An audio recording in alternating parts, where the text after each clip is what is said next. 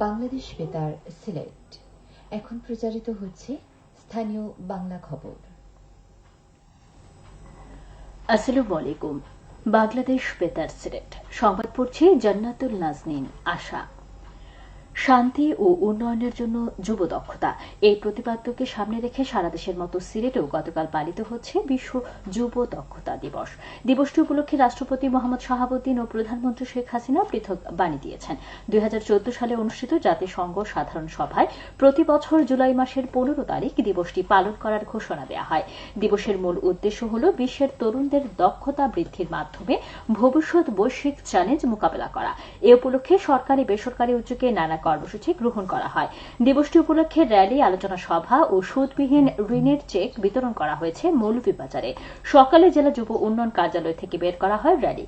পরে যুব উন্নয়ন অধিদপ্তরের সভাকক্ষে অনুষ্ঠিত হয় আলোচনা সভা। এতে প্রধান অতিথি ছিলেন সংসদ সদস্য জিল্লুর রহমান। বিশেষ অতিথি ছিলেন অতিরিক্ত জেলা প্রশাসক আব্দুল হক ও সদর উপজেলা চেয়ারম্যান মোহাম্মদ কামাল হোসেন।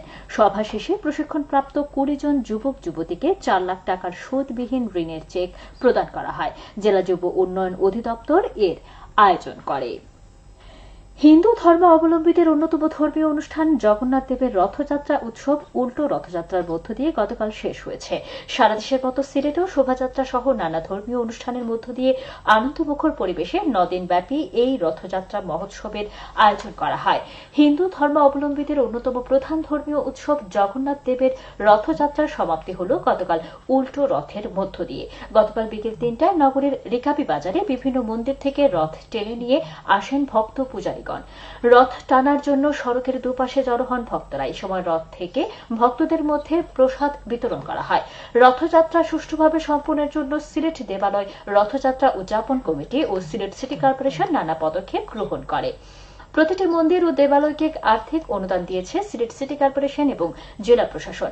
পুলিশ প্রশাসনের পক্ষ থেকে নেওয়া হয়েছে নিরাপত্তামূলক ব্যবস্থা। এছাড়াও 9 দিনব্যাপী রথযাত্রা উপলক্ষে নানা কর্মসূচির আয়োজন করে আন্তর্জাতিক কৃষ্ণ ভাবনামৃত সংঘ ইসকন। বিকেলে নগরের যুগলটিলায় অনুষ্ঠিত আলোচনা সভায় প্রধান অতিথি ছিলেন সিটি মেয়র মোহাম্মদ আনোয়ারুজ্জামান চৌধুরী। রথযাত্রা মহোৎসব উপলক্ষে রিকাবি বাজারে বসে 9 দিনব্যাপী মেলা। এই মেলায় পাওয়া যায় গ্রাম বাংলার ঐতিহ্যবাহী রকমারি পণ্য। 9 দিনের রথযাত্রার পর জগন্নাথ, বলরাম ও সুভদ্রা মাসির বাড়ি থেকে নিজ মন্দিরে ফিরে আসেন। এ যাত্রাকে বলা হয় উল্টো রথযাত্রা। ধর্মীয় বিশ্বাস অনুযায়ী উল্টো রথযাত্রায় অংশ নিলে পাপ থেকে মুক্তি পাওয়া যায় এবং মনের বাসনা পূরণ হয়।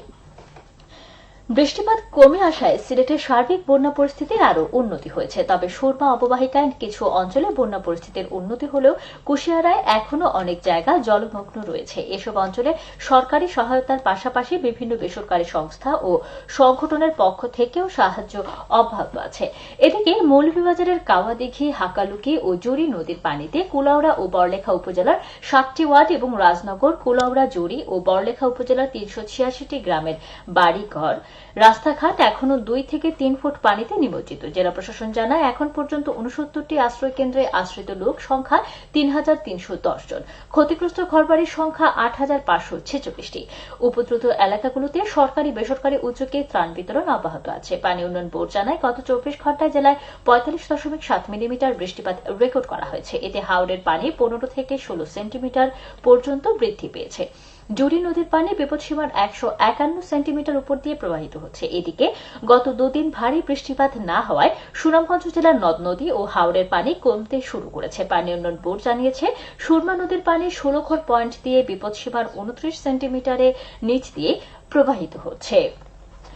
সিলেট কৃষি বিশ্ববিদ্যালয় সহ 9টি পাবলিক বিশ্ববিদ্যালয় 2023-24 শিক্ষাবর্ষে স্নাতক প্রথম বর্ষের ভর্তি পরীক্ষা স্থগিত করা হয়েছে। আগামী 20 জুলাই ভর্তি পরীক্ষা হওয়ার কথা ছিল। ভর্তি পরীক্ষার নতুন তারিখ ও সময়সূচি জানিয়ে দেওয়া হবে। হবিগঞ্জের চুনারুঘাট পৌরসভার 7 নম্বর ওয়ার্ডের পাকুড়িয়া খোয়াই নদীর পার পর্যন্ত রাস্তা পাকাকরণ ও গার্ডওয়াল নির্মাণ কাজ শুরু হয়েছে। পৌর মেয়র সাইফুল আলম রুবেল এ কাজের উদ্বোধন করেন। এ সময় পৌর কাউন্সিলর ও এলাকার গণ্যমান্য ব্যক্তিবর্গ উপস্থিত ছিলেন। পৌর প্রকৌশল বিভাগ এই কাজে ব্যয় করছে প্রায় 85 লাখ টাকা। তামাক বিরোধী প্রশিক্ষণ অনুষ্ঠিত হয়েছে মৌলভীবাজারের কমলগঞ্জ উপজেলা পরিষদে। এতে প্রধান অতিথি ছিলেন উপজেলা পরিষদ চেয়ারম্যান ইমতিয়াজ আহমেদ বুলবুল।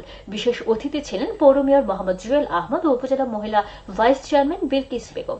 এ সময় উপজেলা পর্যায়ে তামাক নিয়ন্ত্রণ কমিটির সকল সদস্যরা অংশ নেয়। উপজেলা প্রশাসন এর আয়োজন করে। সবশেষে আবহাওয়া। সন্ধ্যে 6টা পর্যন্ত পূর্বাভাসে বলা হয়েছে সিলেট সহ পার্শ্ববর্তী এলাকায় আজ কোনো সতর্কবাণী নেই এবং 5:12 এবং সূর্য অস্ত যাবে সন্ধ্যে 6:45। সংবাদ শেষ হলো। আমাদের পরবর্তী স্থানীয় সংবাদ প্রচারিত হবে বিকেল 4:30।